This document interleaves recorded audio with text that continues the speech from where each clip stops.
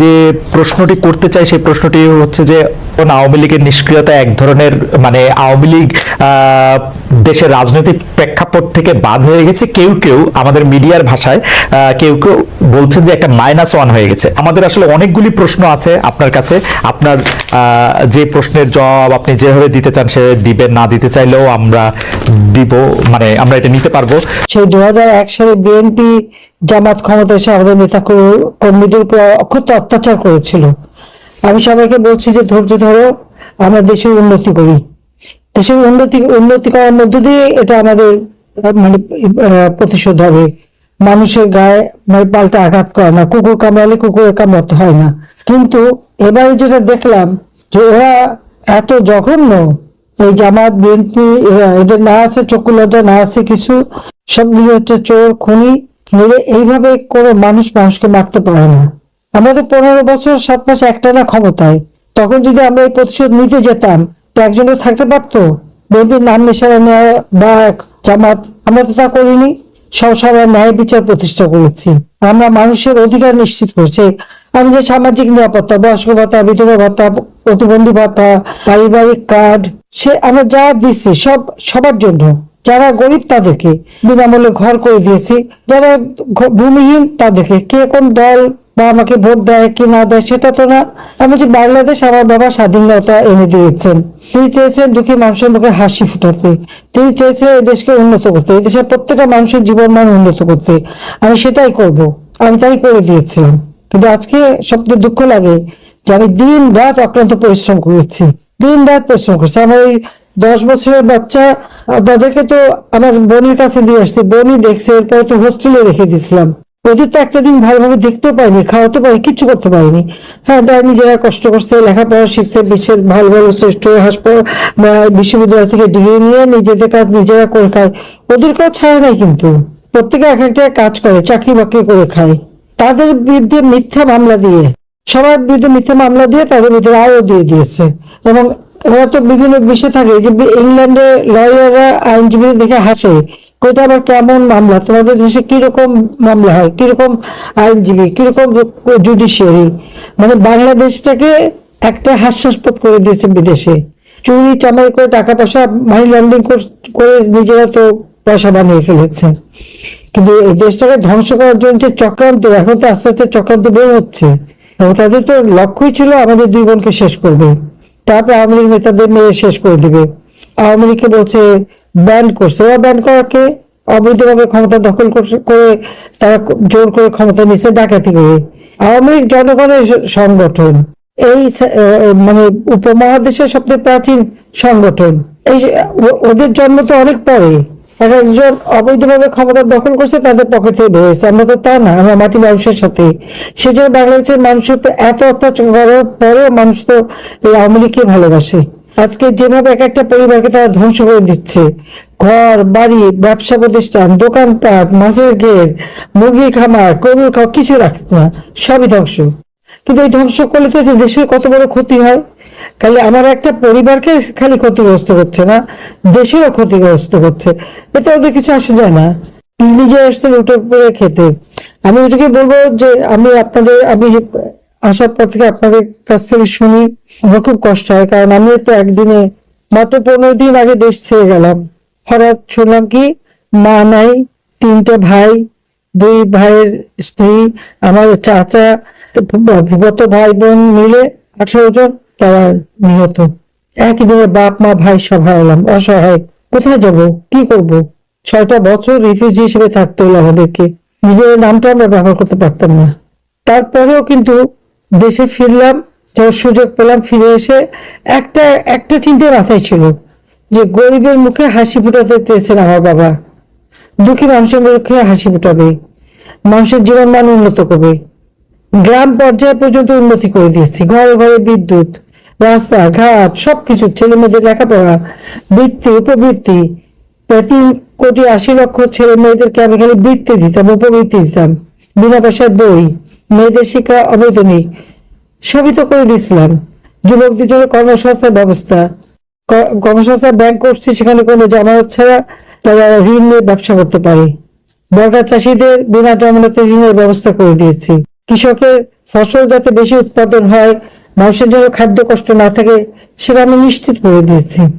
আমাদের অপরাধটা কি? কমিউনিটি ক্লিনিকের মাধ্যমে 30 প্রকার ওষুধ বিনামূল্যে দিয়ে চিকিৎসা করাই। তারপর আমাদের নেতাকর্মীর উপর এত অত্যাচার কেন? যারা অত্যাচার করেছে সব নাম তালিকা রেখে দিতে হবে।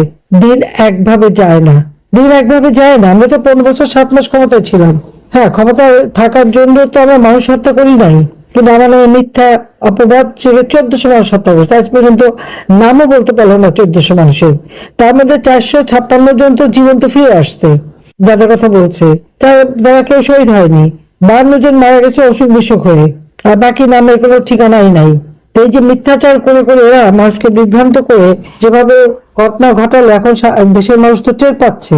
সেই সময় যে মিথ্যাচার করে তাদেরকে ধোঁকাবাজি দিয়ে তারপরে আমাদের সরকার থেকে হাঁটালো, এখন কি অবস্থা দেশে? চাল, ডাল, তেল, লবণ প্রত্যেকটা জিনিসের দাম বেড়ে গেছে। কোনো মানুষের জীবনে নিরাপত্তা নাই, না ঘরে নিরাপদ, না বাইরে নিরাপদ, না রাস্তায় নিরাপদ। মানুষের জীবনের কোনো মূল্যই এদের কাছে নাই। এইভাবে একটা দেশ চলতে পারে না। প্রত্যেকটা মানুষের অধিকার আছে বাংলাদেশে। আর মারার পরে আবার উল্টো মামলা দেয়, আর যারা মারে তারা হলো হিরো। তো হিরোরা কিভাবে জিরো হয় নিশ্চয় একদিন হবে। তো আপনারা যারা আপনজন হারিয়েছে, আমি জানি আপনাদের কষ্ট, কারণ আমি তো আপনজন হারা। আর এখন তো আমাদের ঘর বাড়ি সব তো লুটপাট, ব্যাংক ট্যাঙ্ক সব লুট, সব বন্ধ। এমনকি লকারে আমার নানি, দাদি, মা, আমাদের যা কিছু গহনাগাটি যা ছিল, ছেলে মেয়েদের বিয়ে সেগুলি সব লুট করে নিয়ে গেছে। সেই পাকিস্তান আমল থেকে আমার ব্যাংকে লকার, সেটা ভেঙে চুরে সব নিয়ে চলে গেছে। নিয়ে যাক, আমার কোনো আফসোস নাই, কারণ যেখানে আমার আওয়ামী লীগের নেতা কর্মী সেই তৃণমূল থেকে তাদের উপরে যে অত্যাচার, নির্যাতন, বাড়িঘর ভেঙে ফেলা, আগুন দেওয়া, পোড়ানো, সব হারা তারা। কাজে সেখানে আমাদের কোনো আফসোস নাই ব্যাপারে। আমি এরা বলেছি যে আমাদের কোনো আফসোস নেই।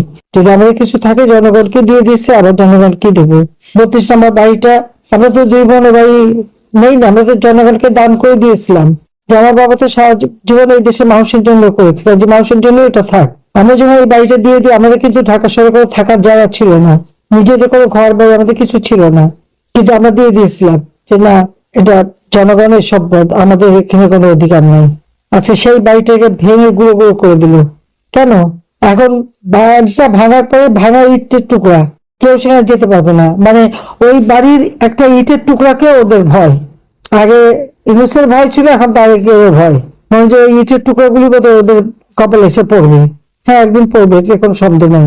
আপনারা ধৈর্য ধরে থাকেন, আমার মনে হয় দিন একদিন আসবে, সেদিন বেশি দূরে না। কারণ ইউনূস ব্যর্থ হয়ে গেছে। তাদেরকে যারা নিয়ে আসছিল ক্ষমতায়, ভাবছিল একেবারে 30 সাল 35 সাল পর্যন্ত সে থাকবে, কিন্তু সে তো পারলো না। এখন যাকে নিয়ে আসছে এরও তো মুচলেখা দিয়ে চলে গেছিল।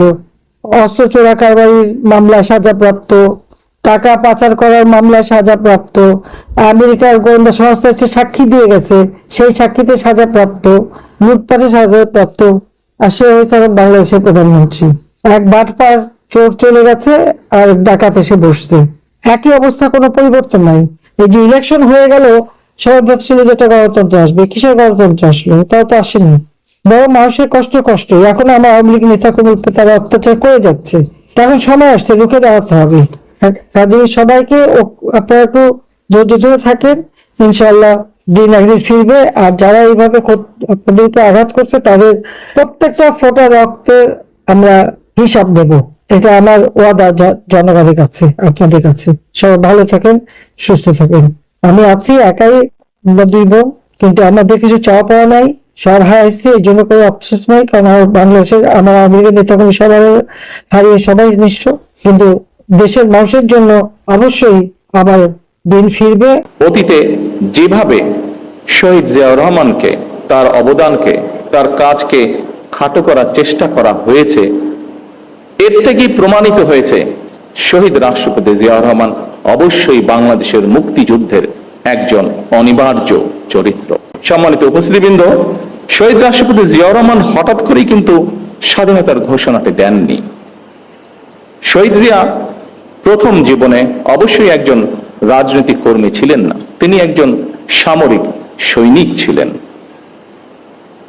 তবে তিনি বাংলাদেশের স্বাধীনতার যে স্বপ্ন, সেটি যে তার মনের মধ্যে সেই বোধ শক্তির পথ থেকে লালন করতেন, এটি কিন্তু তার একটি লেখায় ফুটে উঠেছে। স্বাধীনতার চিন্তা চেতনা যে তিনি ধারণ করতেন, একটি স্বাধীন বাংলাদেশের জন্য যে তার একটা দীর্ঘ মানসিক প্রস্তুতি ছিল, সেটি আমরা তার একটি লেখা থেকেই পরিষ্কারভাবে বুঝতে পারি। কথাগুলো আমার নয়, কথাগুলো কারো মন গড়াও নয়, এই কথাগুলো আমরা তার নিজের লেখনী থেকে আমরা জানতে পারছি। আমরা স্বাধীনতা এবং মুক্তিযুদ্ধ নিয়ে শহীদ জিয়ার নিজের লেখা একটি প্রবন্ধ আছে। প্রবন্ধটির নাম একটি জাতির জন্ম। সেখানেই এই কথাটি আমি আগেও বলেছিলাম, একটি জাতির জন্ম প্রবন্ধটি, সেখানে প্রবন্ধটি যথেষ্ট বড়। আমি খুব সংক্ষেপে সেই প্রবন্ধের দু একটি লাইন আপনাদের সামনে বলবো, যেখান থেকে পরিষ্কার হয়ে যাবে পুরো বিষয়টি। এই প্রবন্ধের মাধ্যমে আমরা জানতে পারি যে স্বাধীন বাংলাদেশ, সার্বভৌম একটি বাংলাদেশের স্বপ্ন বহুদিন যাবৎ শহীদ জিয়ার মনে শহীদ জিয়া লালন করছিলেন। শহীদ প্রেসিডেন্ট জিয়াউর রহমানের লেখা নিবন্ধটি দৈনিক বাংলা পত্রিকার প্রথম 1972 সালের 26শে মার্চ প্রকাশিত হয়েছিল। এই প্রবন্ধটি ছিল বাংলাদেশের প্রথম স্বাধীনতা দিবস। 1971 সালে দেশ স্বাধীন হবার পরে প্রথম যে আমরা স্বাধীনতা দিবস পালন করি, সেই দিবস উপলক্ষে যে প্রথম কোরপত্রটি প্রকাশিত হয়েছিল, সেই কোরপত্রে এই লেখাটি ছাপা হয়েছিল বা প্রবন্ধটি ছাপা হয়েছিল। প্রবন্ধটি ছিল এইরকম, যেই লাইনটি আপনাদের সামনে আমি উল্লেখ করতে চাইছি। এই প্রবন্ধটি বা নিবন্ধটির শেষ প্যারায় শহীদ জিয়াউর রহমান লিখেছিলেন, তখন রাত 2:15 26শে মার্চ 1971 সাল। রক্তের আখরে বাঙালির হৃদয়ে লেখা একটি দিন। বাংলাদেশের জনগণ চিরদিন স্মরণ রাখবে এই দিনটিকে, স্মরণ রাখবে, ভালোবাসবে। এই দিনটি তারা কোনোদিন ভুলবে না, কোনো দিন না।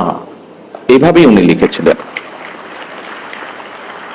সম্মানিত উপস্থিতিবৃন্দ, 1971 সালের 26শে মার্চ রাত 2:15 কি হয়েছিল, আমি মনে করি স্বাধীনতা এবং মুক্তিযুদ্ধের ইতিহাস নিয়ে যারা গবেষণা করেন, এই তথ্যটি অবশ্যই তাদের জন্য একটি গুরুত্বপূর্ণ দলিল হতে পারে।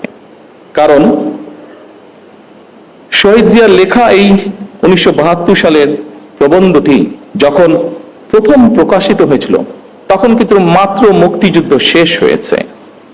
যারা মুক্তিযোদ্ধা ছিলেন, যারা মুক্তিযুদ্ধের সঙ্গে প্রত্যক্ষ বা পরোক্ষভাবে জড়িত ছিলেন, তারা কিন্তু প্রত্যেকেই তখন বেঁচে ছিলেন, যারা বেঁচে ছিলেন যুদ্ধের শেষের পরে। এই প্রবন্ধটি প্রকাশিত হওয়ার পরে কারো পক্ষ থেকেই আমরা কোন রকম এমন কিছু আপত্তি বা এমন কিছু কথা পাইনি যা এই প্রবন্ধ বা লেখাটিকে কন্ট্রাডিক্ট করে। শহীদ জিয়ার এই প্রবন্ধটি যে শুধু 1972 সালের 26শে মার্চই প্রকাশিত ছিল তাও নয়, আরেকটি কবে প্রকাশিত হয়েছে সেটি আমি বলছি, এবং সেই সময়টি বলার মাধ্যমে এখানে আলোচকবৃন্দ কিছু কিছু বিষয় বলেছিলেন সেই সময়কার রাজনৈতিক প্রেক্ষাপট বা বিতর্ক। পরবর্তীতে আমরা দেখেছি শহীদ জিয়াকে খাটো করার জন্য বহু অপচেষ্টা হয়েছে, কিন্তু এখন আপনাদেরকে যেই কথাটি বা যেই তথ্যটি আমি দিব বা যেই কথাটি বলবো, তার মধ্যে থেকে একদম সঠিক যুক্তি তর্কের মাধ্যমে প্রমাণিত হয়ে যাবে যে শহীদ জিয়াকে খাটো করার চেষ্টা করা হয়েছে। কিন্তু আগেই আমি বলেছি, যা সত্য তা সত্যই। শহীদ জিয়া যে মুক্তিযুদ্ধের একজন অনবদ্য চরিত্র, এটিকে লুকানোর কোনোই উপায় নেই। সম্মানিত উপস্থিতিবৃন্দ, শহীদ জিয়ার নিবন্ধনটি 1974 সালে আবারও প্রকাশিত হয়েছিল সাপ্তাহিক বিচিত্রা। বিচিত্রা নামে একটি ম্যাগাজিন ছিল সাপ্তাহিক, সেটিতে প্রকাশিত হয়েছিল। শহীদ জিয়ার লেখা একটি জাতির প্রবন্ধ লেখাটি আমাদের মুক্তিযুদ্ধের একটি অনন্য দলিল। 74 সালেও আবার যখন প্রকাশিত হয়েছিল, কারোরই কোনো আপত্তি ছিল না, এবং শহীদ জিয়া তার লেখায় যা যা বলেছিলেন অবিকল ছিল। সেই সময় সরকারে কারা ছিল, রাজনৈতিকভাবে কারা কোথায় অবস্থান করছিল, আমাদের কম বেশি প্রত্যেকেরই ধারণা আছে। কিন্তু সেই সময় তৎকালীন সরকার অথবা রাজনৈতিক ব্যক্তিত্ব কেউ শহীদ জিয়ার কোনো লেখার প্রবন্ধটির কোনো বক্তব্যকে কেউ কোনোভাবেই খণ্ডন করেননি, চেষ্টাও তারা করেননি। কারণ সেই সময় যারা ছিলেন তারা জানতেন শহীদ জিয়ার প্রতিটি বাক্য, প্রতিটি শব্দ প্রবন্ধে লিখিত সত্য সেগুলি। সম্মানিত সভাপতি, মঞ্চে উপস্থিত সুরবৃন্দ, সম্মানিত নেতৃবৃন্দ, আমার সামনে উপস্থিতিবৃন্দ, সাংবাদিক ভাইরা, প্রিয় সহকর্মী ভাই বোনেরা, বছরের পর বছর, এমনকি যুগের পর যুগ ধরে বিশ্বের যেখানে যারা স্বাধীনতার লড়াই করেছেন, সংগ্রাম করেছেন, একমাত্র তাদের পক্ষেই উপলব্ধি করা সম্ভব স্বাধীনতার মূল্য কতখানি। সম্মানিত মহাসচিব সাহেব ওনার বক্তব্যে ছোট্ট একটি কবিতার মাধ্যমেও একইভাবে কথাটি তুলে ধরেছেন। আমরা যদি একটু পাশে তাকাই তাহলেই দেখতে পাবো স্বাধীনতার গুরুত্ব এবং তাৎপর্য উপলব্ধি করতে পারছে স্বাধীনতাকামী ফিলিস্তিনের মানুষ। লক্ষ প্রাণের বিনিময়ে আমরা 1971 সালের আমাদের স্বাধীনতা অর্জন করেছি। হাজারো প্রাণের বিনিময়ে আমরা 2024 সালে দেশ এবং স্বাধীনতা রক্ষা করেছি। সম্মানিত সহকর্মীবৃন্দ,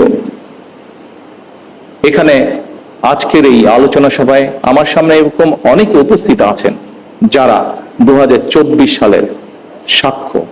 2024 সালে যারা বিভিন্ন প্রতিকূল পরিস্থিতির ভিতরে থেকেও, বিভিন্ন অত্যাচার নির্যাতন সহ্য করেও আপনারা কিভাবে প্রতিরোধ গড়েছিলেন, কিভাবে আপনারা স্বৈরাচারকে দেশ থেকে বিতাড়িত করেছিলেন। আমরা আমাদের বহু সহকর্মীকে সেদিন হারিয়েছি।